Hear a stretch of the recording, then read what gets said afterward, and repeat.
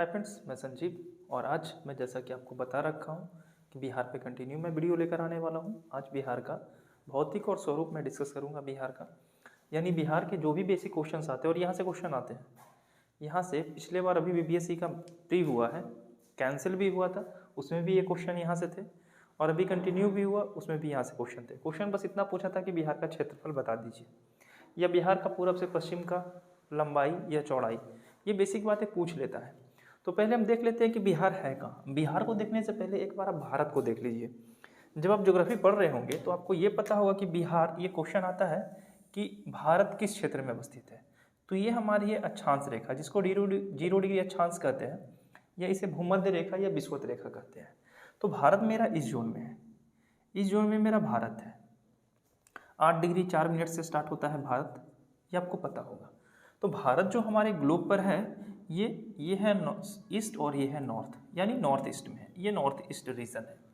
तो जिस तरीके से ग्लोब में भारत नॉर्थ ईस्ट रीजन में है, उसी तरीके से आप देखे होंगे कि जो हमारा इंडिया का मैप है, इंडिया का मैप जो आप देखते हो, वहाँ पे बिहार जो है मेरा इस रीजन में है, यानी नॉर्थ ईस्ट रीजन में मेरा बिहार है। और बिहार में अगर बात किया जाए कि ये क्वेश्चन बेसिक आते हैं कि बिहार भारत के कितने राज्यों को छूता है, या बिहार के कितने जिले कौन कौन से राज्य को छूते हैं, कौन कौन से जिले किस राज्य को छूते हैं, तो ये बेसिक बातें हम लोग देख लेंगे। सबसे पहले हम मैप ही पे चलते हैं।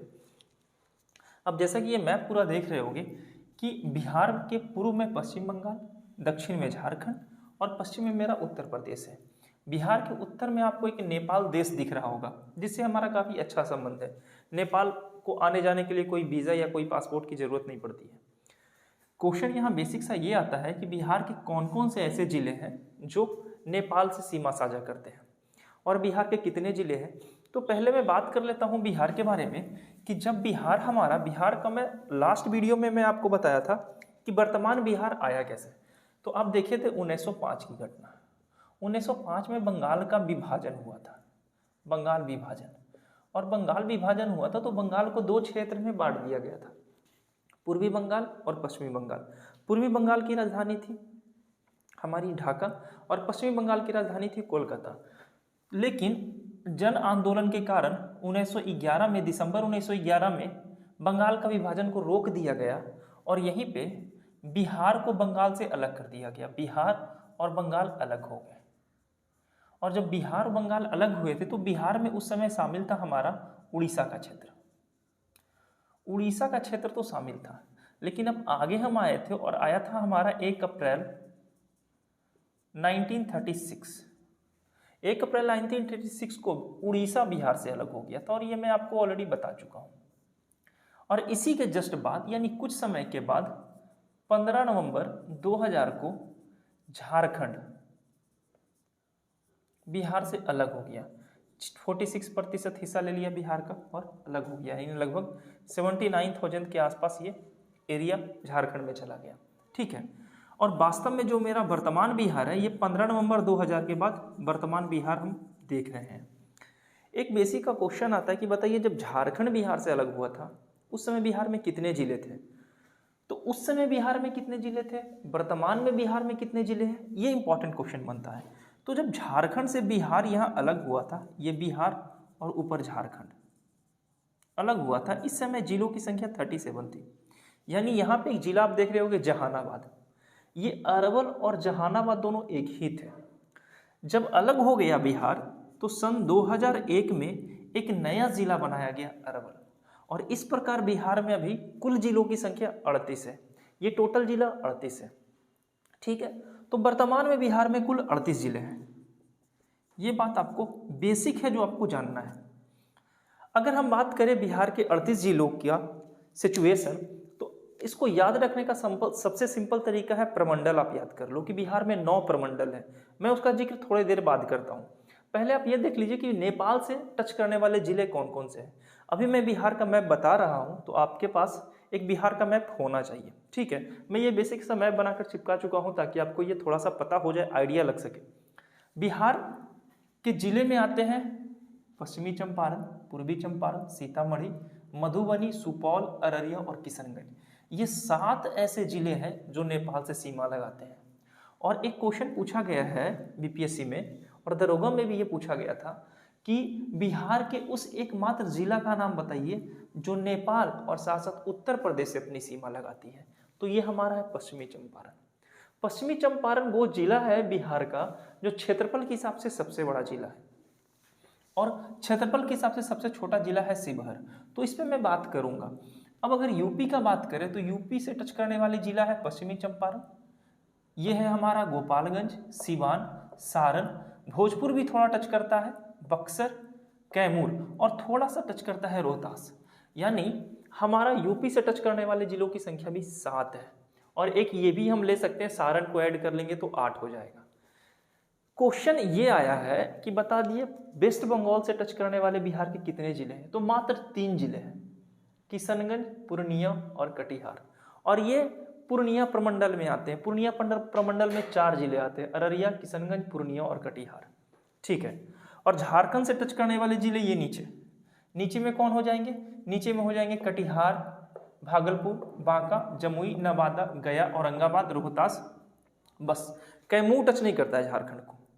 तो ये आपको याद होना चाहिए बिहार के जिले कितने जिले हैं, कौन जिले किस राज्य से कौन कौन से जिले टच कर रहे हैं। और साथ ही साथ अब चलते हैं हम थोड़े से बात कर लेते हैं। ये आप जो नदी देख रहे हो ये हमारी है गंगा नदी। ये गंगा नदी को देखोगे तो गंगा नदी बक्सर से इंटर करती है। ये देखोगे यहाँ पर तो ये बक्सर से थोड़ी इंटर करती है बक्सर में, लेकिन बक्सर के बाद गंगा नदी फिर निकल जाती है। ठीक है। और बक्सर का यहाँ पे है, बक्सर में चौसा, आप देखे होंगे चौसा का युद्ध भी हुआ था। चौसा का युद्ध हुआ है कर्मनासा नदी के किनारे। कर्मनासा नदी जो बिहार की सबसे अपवित्र नदी मानी जाती है।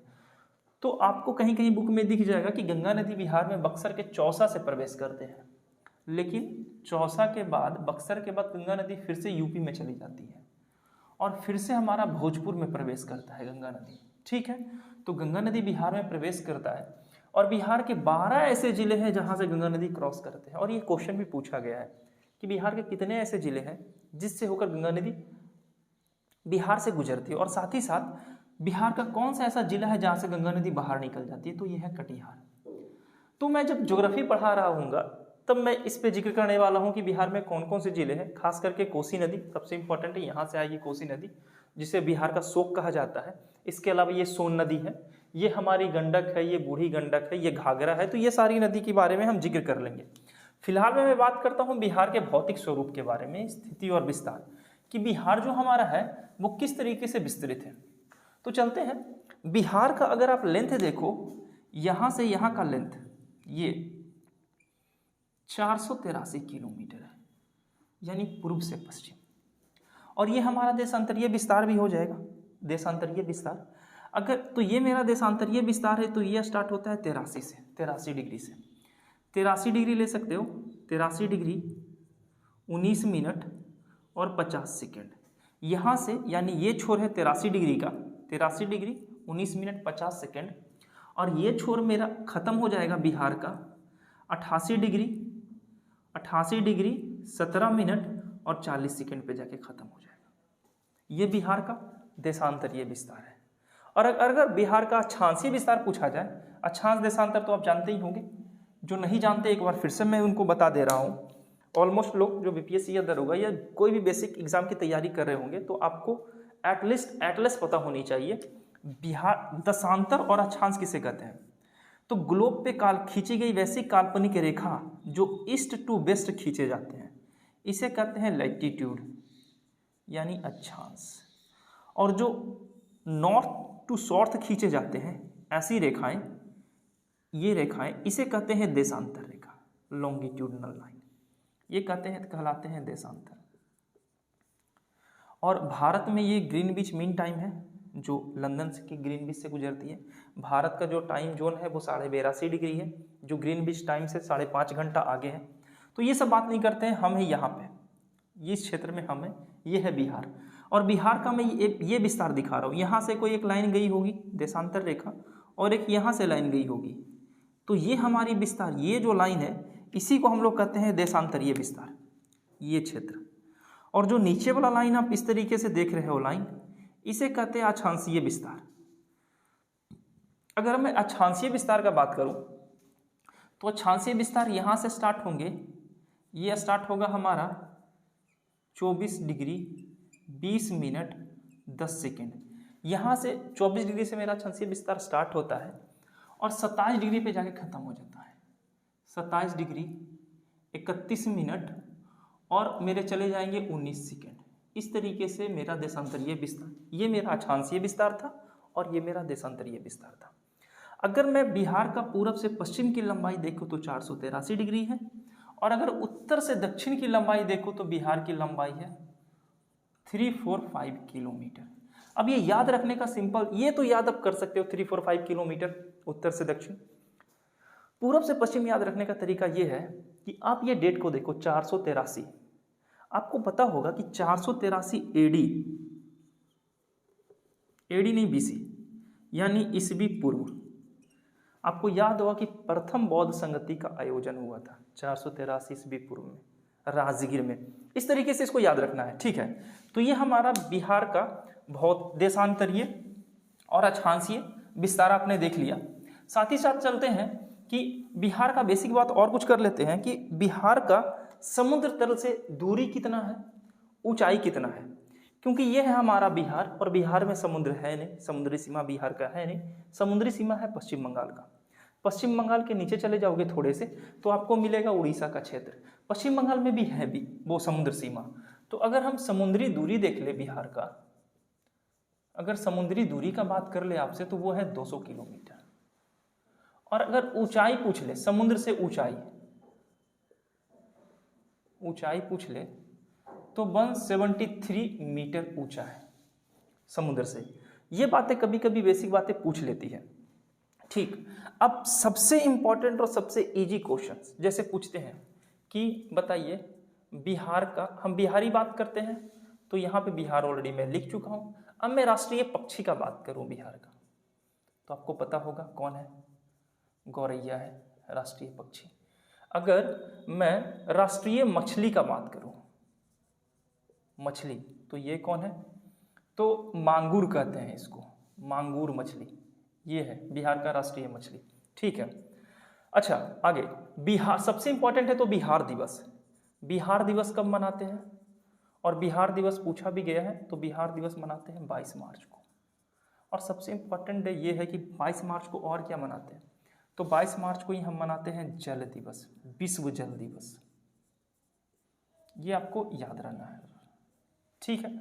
अब आते हैं ये हमारा, अच्छा अगर जानवर पूछ ले तो राष्ट्रीय जानवर, बिहार का राष्ट्रीय जानवर, अगर जानवर पूछ ले तो क्या होगा हमारा राष्ट्रीय जानवर यानी पशु, आप इसको पशु लिख सकते हो, तो पशु हमारा है बैल, ठीक। ये छोटे छोटे क्वेश्चंस आ जाते हैं, कभी कभी पूछ लेते हैं एग्जाम में, और ये बेसिक क्वेश्चन है, आपको जानना है।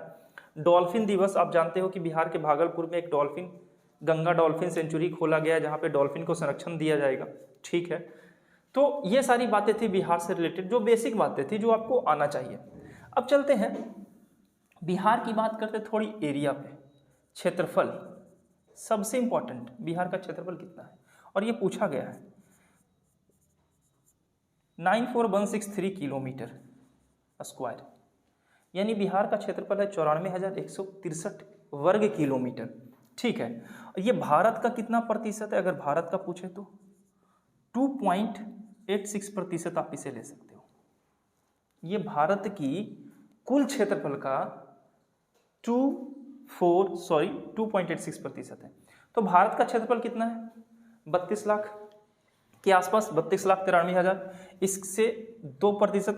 अगर जनसंख्या का बात करें हम कि बिहार की जनसंख्या, तो बिहार की जनसंख्या, जो जनसंख्या के मामले में बिहार जो है वो भारत का तीसरा सबसे बड़ा राज्य है, ये आपको पता होना चाहिए, तीसरा सबसे बड़ा राज्य। तो तीसरा है तो पहला दूसरा भी तो पता होना चाहिए। तो पहले में जाएंगे यूपी और दूसरे में जाएंगे महाराष्ट्र, और तीसरे में हमारे हैं बिहार।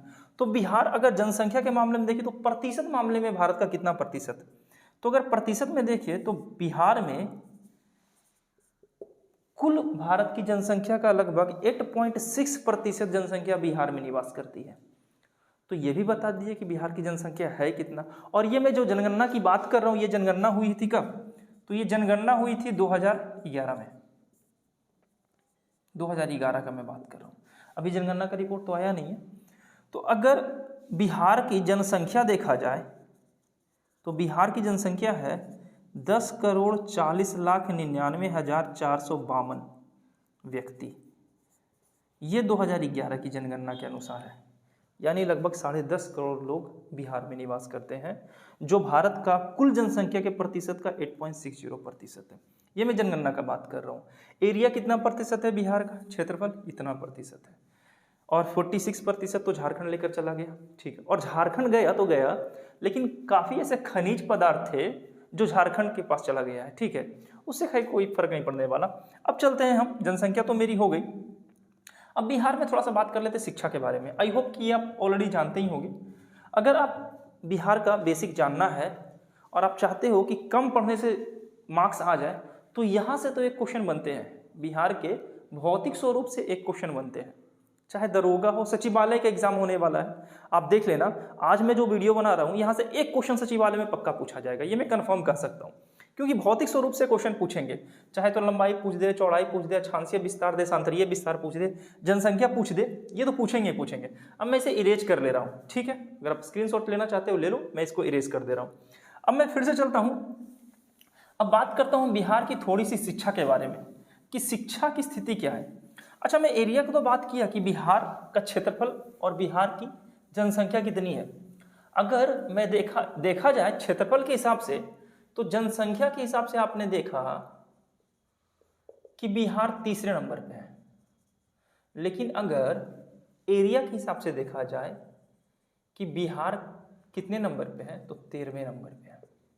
यानी भारत में क्षेत्रफल के हिसाब से बिहार 13वें नंबर पे आता है, जनसंख्या के हिसाब से तीसरे नंबर पे आता है। और साथ ही साथ अगर हम बात कर ले शिक्षा के मामले में, तो शिक्षा के मामले में बिहार अंतिम स्थान पर है।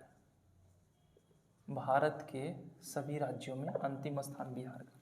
बिहार की एजुकेशन काफ़ी गंदी है।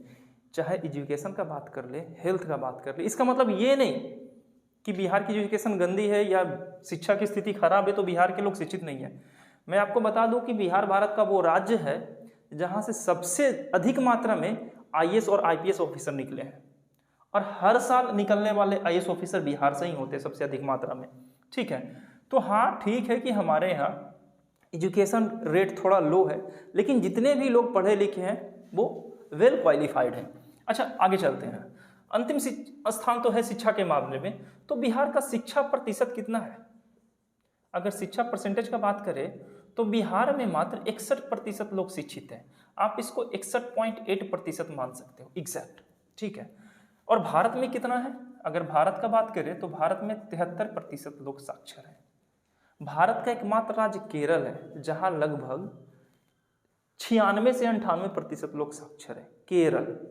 और सबसे साक्षरता के मामले में सबसे नीचे हमारा राज्य है बिहार, जिसमें साक्षरता दर इतनी है, जिसमें अगर पुरुष साक्षरता दर आपसे पूछ ले तो यह है 71%, और महिला साक्षरता दर अगर आपसे पूछ ले तो यह है 51%। आप इसको 52 भी कर सकते हो, ठीक है।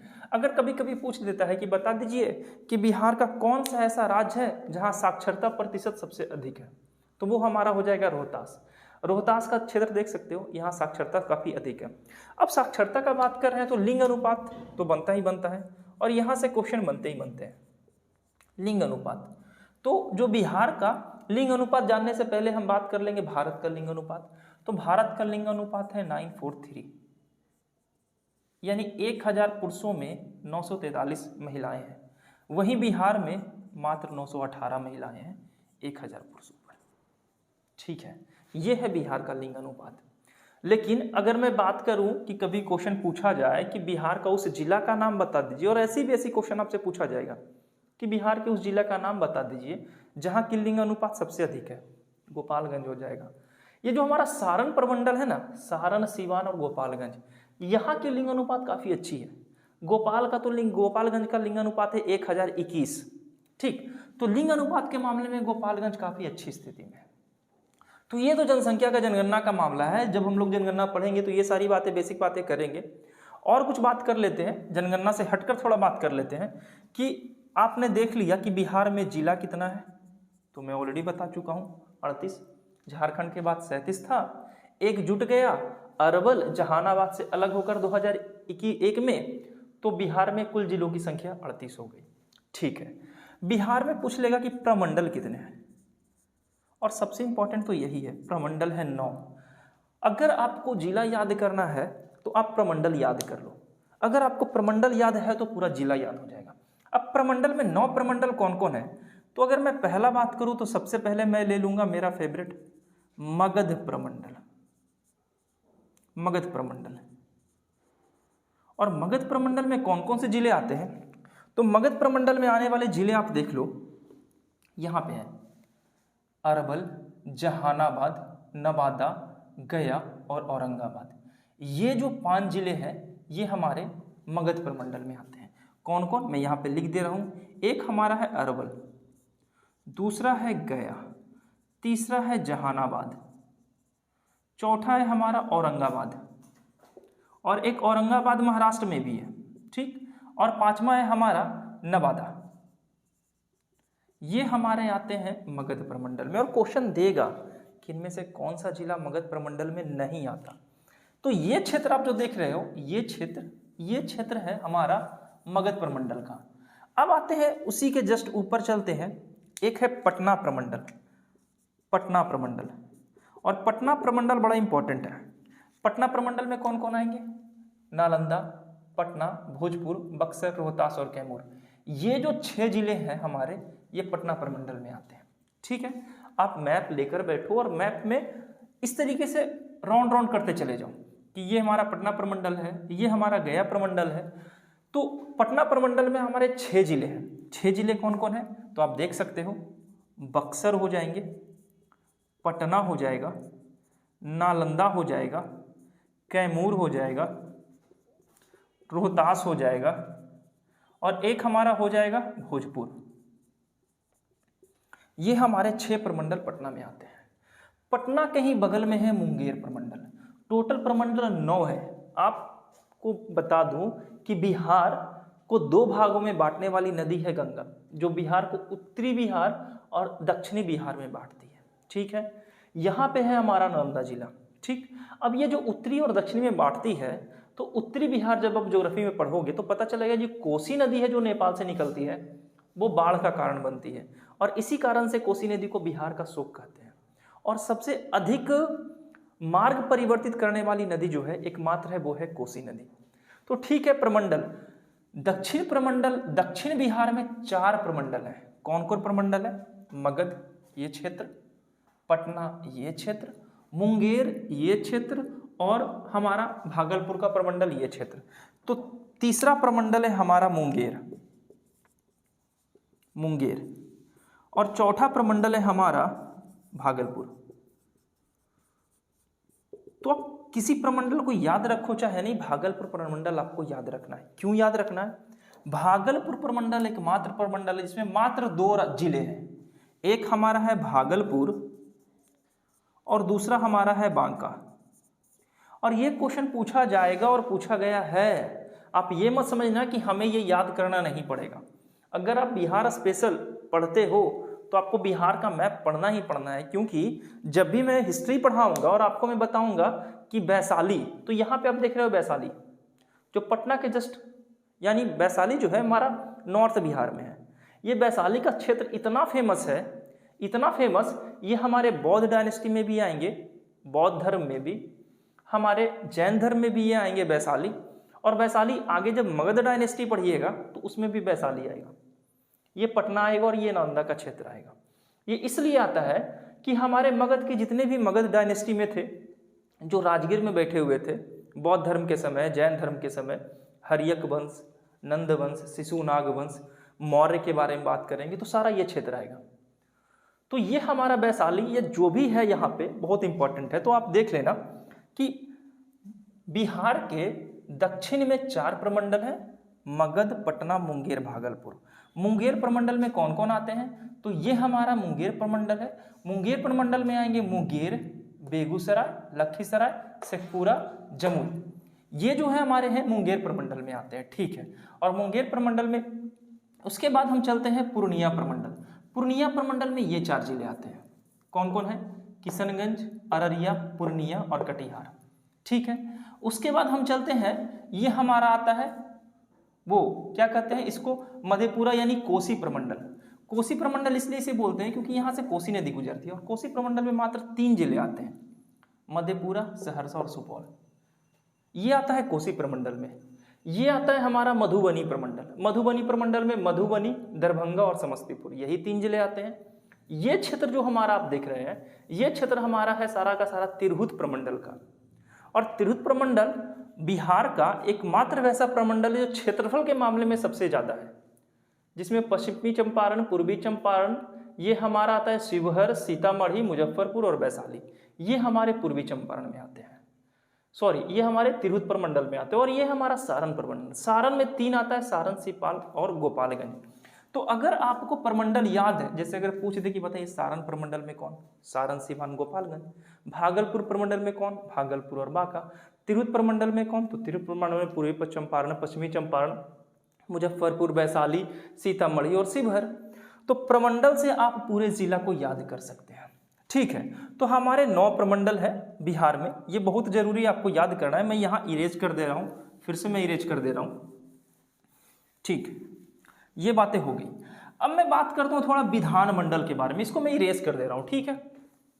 आई होप कि आप नोट डाउन करते जा रहे होंगे, क्योंकि आज के वीडियो से तो पक्का एक क्वेश्चन बनता ही बनता है। और एग्जाम बिहार में आने वाले हैं, सचिवालय का एग्जाम होगा, फिर बीपीएससी का एग्जाम होने वाला है। अभी हाल फिलहाल में एक बिहार का फॉर्म निकला है मद्य निषेध का, कांस्टेबल लेवल का है, 12th वाले लोग अप्लाई कर सकते हैं उसे, ठीक है। जिनका 12th हो चुका है और जो 18 साल पूरा कर चुके हैं वो फॉर्म भर सकते हैं। और उसमें भी आप देख लो कि वो फॉर्म है जिसमें जीके और साइंस इसी को प्रायोरिटी दिया गया है। ऐसा नहीं कि मैथ नहीं है, मैथ भी है, मैथ भी हमारे हैं 15 क्वेश्चन। और हिंदी व्याकरण पूछा है, हिंदी व्याकरण पूछा है। तो यहाँ से 30 क्वेश्चन आएंगे और यहाँ से 25 क्वेश्चन, नहीं सॉरी, यहाँ से 40 क्वेश्चन और यहाँ से 25 क्वेश्चन, 65 क्वेश्चन। ये सिर्फ जीके कैरी करेगा, ठीक है। तो इन शॉर्ट बस मैं इतना कहना चाह रहा हूँ कि अगर बिहार का कोई भी आप फॉर्म अप्लाई करते हो, कोई भी आप कांस्टेबल से लेके बीपीएससी तक का फॉर्म अप्लाई करते हो, तो आपको जीके पढ़ना है और बिहार से क्वेश्चन बनेंगे ही बनेंगे। अब थोड़ा सा मैं चलता हूँ विधानमंडल के बारे में। एक होता है विधानमंडल और एक होता है संसद। संसद में होते हैं लोकसभा, राज्यसभा और राष्ट्रपति। विधानमंडल में होते हैं विधानसभा, विधान परिषद और राज्यपाल, ठीक है। तो विधानमंडल, बिहार का विधानमंडल द्विसदनीय है, ये आपको पता होना चाहिए। और भारत के अभी मात्र 7 ऐसे राज्य हैं जहां द्विसदनीय व्यवस्था है। 7 राज्य में कौन कौन आते हैं? तो एक तो अपना बिहार आ गया, बिहार के बगल में ही हमारा यूपी है, यूपी के नीचे चले जाओगे तो महाराष्ट्र, ये 3 हो गया जो उत्तर में, और एक है जम्मू कश्मीर, ये 4 हो गए, 4 उत्तर में हो गए और 3 दक्षिण में। दक्षिण में कौन कौन है? कर्नाटका, एक हमारे कर्नाटका हो जाएंगे, एक हमारे आंध्र प्रदेश हो जाएंगे और एक हो जाएगा हमारा तमिलनाडु। ये 3 राज्य नीचे हैं जहां द्विसदनीय व्यवस्था है। तो बिहार में द्विसदनीय व्यवस्था है, जिसमें से कौन कौन आते हैं द्विसदनीय में? तो एक आते हैं हमारे विधानसभा। और यह मैं पूरा पढ़ाने वाला नहीं हूं, बस मैं इतना बताने वाला हूं कि सीटों की संख्या कितनी है और यहां से क्वेश्चन पूछा गया है। अगर आप विधानसभा का बात करेंगे तो यहाँ 243 सीट है, बिहार का मैं बात कर रहा हूं, और इधर हमारा 75 सीट है विधान परिषद में। बिहार में विधान परिषद के मात्र 75 सीट है। तो अब मैं थोड़ा संसद का भी बात कर ही लेता हूं, क्योंकि संसद में भी बैठते हैं, हर स्टेट से जाकर लोग बैठते हैं। तो अगर संसद से मैं बात करूं, लोकसभा एक होता है और एक होता है राज्यसभा। तो अगर लोकसभा से आप देखें तो लोकसभा से बिहार से मात्र 40 लोग ही चुनकर जाते हैं और राज्यसभा में बिहार से 16 लोग चुनकर जाते हैं। ये क्वेश्चन पूछा गया है और पूछने की संभावना भी है, ठीक है। तो ये 40 लोग या 16 लोग ये डिसाइड कैसे करते हैं? तो ये डिसाइड होता है जनगणना के आधार पर, जनसंख्या के आधार पर। जिस राज्य की जनसंख्या जिस हिसाब से होगी उसी हिसाब से लोकसभा और राज्यसभा में लोगों को भेजा जाएगा। तो ये हमारी थी ये व्यवस्था, ठीक है, कि द्विसदनीय व्यवस्था, और ये पूरा डिटेल में पढ़ेंगे। संसद या विधानमंडल बिहार के, ये पूरे डिटेल में पढ़ना पड़ेगा। मैं नहीं चाहता कि वीडियो थोड़ा लंबा हो जाए, मैं यहीं तक छोड़ दे रहा हूँ, लेकिन जाते जाते मैं फिर से आप कुछ इंपॉर्टेंट बातें मैं बताता जा रहा हूँ जो बहुत इंपॉर्टेंट है आपके लिए। बिहार में लोकसभा राज्यसभा से सीट कितनी है वो तो जानना ही, विधानसभा विधान परिषद की सीट तो जाननी ही है। बिहार की बेसिक बातें जैसे बिहार दिवस, और छोटा छोटा क्वेश्चन आपसे पूछेगा, बिहार दिवस कब मनाया जाता है, बिहार कब अलग हुआ, बिहार में पटना उच्च न्यायालय का गठन कब हुआ, बिहार में हमारा नालंदा विश्वविद्यालय, बेसिक क्वेश्चन जितनी बेसिक हो सके। जैसे इसी बार बीपीएससी में एक छोटा सा क्वेश्चन पूछ दिया ना कि एरिया बता दीजिए बिहार का, और उठाकर देख लीजिए आप क्वेश्चन, ये क्वेश्चन पूछा था 94,163 किलोमीटर स्क्वायर, ये क्वेश्चन पूछा था, बता दीजिए। इतना छोटा क्वेश्चन पूछ लिया था कि बिहार में कि कितने ऐसे जिले हैं जहां से गंगा नदी गुजरती है, ये पिछले बार का क्वेश्चन पूछा गया है। 12 जिले ऐसे जो गंगा नदी के किनारे हैं। तो बिहार के भौतिक स्वरूप से एक क्वेश्चन बनेगा, चाहे आपको लंबाई पूछ दे चाहे तो चौड़ाई पूछ दे। आज का वीडियो यही, जो बेसिक बातें थी याद रखना है आपको, आप बस इतना कर लेना कि बिहार का मैप एटलीस्ट याद रखना कि कितने जिले हैं जो वेस्ट बंगाल को छूते हैं, एटलीस्ट कितने जिले जो झारखंड को छूते हैं, कितने जिले हैं जो नेपाल को छूते हैं, एटलीस्ट इतना आपको याद होना चाहिए। इसके अलावा मैं आने वाला हूं कल फिर से, और मैं प्राचीन बिहार से स्टार्ट करने वाला हूं कि बिहार में मगध डायनेस्टी आई थी। मगध डायनेस्टी में सबसे पहले बृहदत्त वंश आए थे। बृहदत्त वंश के बाद हमारे आएंगे मगध, जिसमें हरियक होगा, शिशुनाग होगा, नंद होगा, मौर्य वंश होंगे। तो अब मैं कंटिन्यू रहने वाला हूँ, ठीक है। तो एज यूजुअल जाते जाते अगर आपको ये वीडियो अच्छा लगा लाइक कीजिए, कमेंट कीजिए, और अगर कोई भी क्वायरी हो एग्जाम से रिलेटेड, खास करके बीपीएससी से रिलेटेड, तो आप हमसे क्वेश्चन कर सकते हैं। मिलते हैं, तब तक पढ़ाई जारी रखिए, अपना ध्यान रखिए, धन्यवाद।